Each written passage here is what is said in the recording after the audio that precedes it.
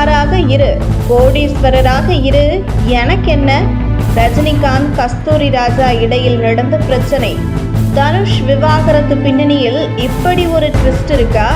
நடிகர் தனுஷ் அவருடைய மனைவி ஐஸ்வர்யா இருவரும் சட்டப்படி விவாகரத்து பெற்று பிரிந்துள்ளனர். இந்த நிலையில் கடந்த 2 வருடங்களுக்கு முன்பு தனுஷ் ஐஸ்வர்யா இருவரும் பிரிவதாக அறிவித்த பின்பு 2 குடும்பத்தினர் பேச்சுவார்த்தை நடந்து வருவதாகவும் அதனால் விரைவில் பிரிந்த இந்த ஜோடி மீண்டும் இணைய வாய்ப்பு இருப்பதாக சில தகவல் வெளியானது. ஆனால் அதற்கான வாய்ப்பு இல்லாமல் இருவரும் சட்டப்படி பிரிந்துள்ளார்கள்.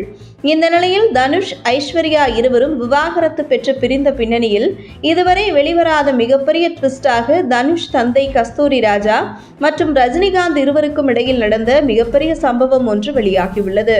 ஒரு காலத்தில் இயக்குனர் கஸ்தூரி ராஜா கடன் சுமையால் தத்தளித்துக் கொண்டிருந்த போது தனது 2 மகன்கள் செல்வராகவன், தனுஷ் இருவரையும் சினிமாவில் களமிறக்கி வாங்கிய கடனை அடைக்க திட்டமிட்டார். அதன்படி துள்ளுவதோ இளமை படத்தில் ஹீரோவாக தனுஷ், இயக்குனராக செல்வராகவன் இருவரையும் அறிமுகம் செய்து வைத்தார். இந்த படம் ஹிட் அடித்து கடனில் தத்தளித்த கஸ்தூரி ராஜாவை காப்பாற்றியது. கடனை அடைக்க மகன்கள் இருவரையும் சினிமாவில் அறிமுகம் செய்தார் கஸ்தூரி ராஜா. ஆனால் இருவரும் அடுத்தடுத்து ஹிட் படங்களை கொடுத்து சினிமாவில் முன்னணி இடத்தை பிடித்தனர். இதில் தனுஷ் சூப்பர் ஸ்டார் மகளை திருமணம் செய்து செட்டிலானார். செல்வராகவன் அடுத்தடுத்து தோல்வி படங்களை கொடுத்து காணாமல் போனார். கஸ்தூரி ராஜா குடும்பத்திற்கு ஒரே வருமானம் நடிகர் தனுஷ் தான். இவர்தான் மொத்த குடும்பத்திற்கு காமதேனு பசு என்றே சொல்லலாம்.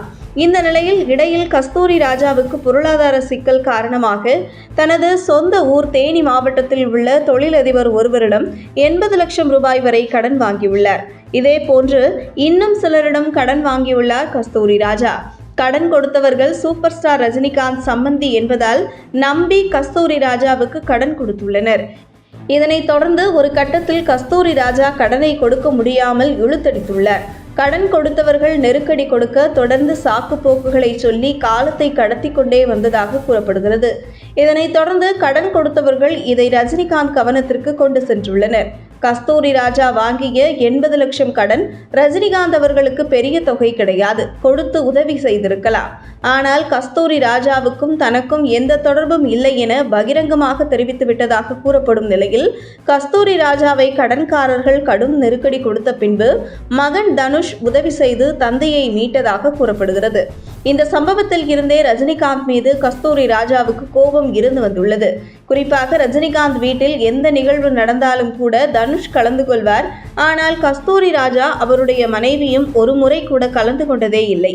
இதற்கு காரணம் கஸ்தூரி ராஜாவுக்கு எனக்கு எந்த சம்மந்தமும் இல்லை என ரஜினிகாந்த் பகிரங்கமாக தெரிவித்ததுதான் என கூறப்படுகிறது. அந்த வகையில் தனுஷ் ஐஸ்வர்யா இருவரும் பிரிவதாக அறிவித்த பின்பு கஸ்தூரி ராஜா இவர்களை இணைத்து வைக்க மேலோட்டமாக முயற்சி செய்தாரே தவிர தீவிரமாக எந்த உதவியும் செய்யவில்லை என கூறப்படுகிறது. ஒருவேளை கஸ்தூரி ராஜா மகன் தனுஷிடம் பேசி மனசை மாற்றி விவாகரத்து பெறாமல் தடுத்து இருந்திருக்கலாம் என கூறப்படுவது பற்றி உங்கள் கருத்துக்களை கமெண்ட் செய்யுங்கள். உங்கள் தின சேவல்